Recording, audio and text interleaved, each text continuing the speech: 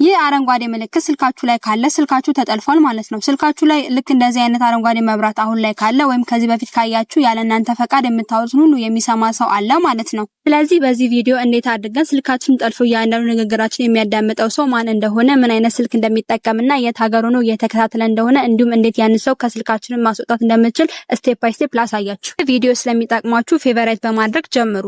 ለማድረግ ስልካችሁ ላይ አንድ አፕሊኬሽን ያስፈልጋችኋል። አፕሊኬሽኑን ከከፈታችሁ በኋላ በዚህ መልኩ ያመጣላችኋል። ሁለተኛ ላይ ያለችውን ፐርሰናል ፕሮፋይል የሚለውን ትጫናላችሁ። እዛም በምትመለከቱት መልኩ ስልካችሁን ጠልፎ ሲያዳምጥ የነበረውን ሰው በዚህ መልኩ ሙሉ ስሙን፣ የስልኩ ሞዴል፣ የት ሀገር እንዳለና ስልክ ቁጥሩንም ጭምር ያሳያችኋል ማለት ነው። አሁን ስልካችሁን ጠልፎ እያንዳንዱ ንግግራችሁን የሚያዳምጠውን ሰው ከስልካችሁ ማስወጣት ከፈለጋችሁ አንድ ጊዜ ወደ ኋላ ትመለሱና ላይት ሴንሰር የሚለውን ትጫናላችሁ። ከዛ ላይት ሴንሰር ኦን የነበረውን በዚህ መልኩ ኦፍ ታደርጉታላችሁ ማለት ነው። ይህንንም አስገራሚ አፕሊኬሽን ለማግኘት መጀመሪያ ወደ ፕሌይ ስቶር ትገቡና የሰርች ቦታው ላይ ናፍቲፕስ ብላችሁ ሰርች ታደርጋላችሁ። እዛ መጀመሪያ ላይ የሚመጣላችሁን አፕሊኬሽን ዳውንሎድ በማድረግ ኦፕን በማለት ወደ ውስጥ ትገባላችሁ። ወደ ውስጥ ስትገቡ ልክ እንደዚህ ያመጣላችኋል። የሰርች ምልክቷን በመንካት N01 ብላችሁ ጽፋችሁ ሰርች ታደርጋላችሁ። እዛም ይሄን ምስል ያለውን አማራጭ ይመጣላችኋል። እሱን አንዴ በመንካት ወደ ታች ስክሮል ስታደርጉ ኢንስታል የሚል ምርጫ ታገኛላችሁ። እሱን በመጫን አፕሊኬሽኑ ስልካችሁ ላይ ማውረድ ትችላላችሁ ማለት ነው። ያልገባችሁ ነገር ካለ እንዲሁም እናንተ የሰውን ስልክ ጠልፋችሁ መከታተል የምትፈልጉ ከሆነ ኮመንት ላይ ፓርት 2 ብላችሁ ጻፉልኝ። ይመቻችሁ።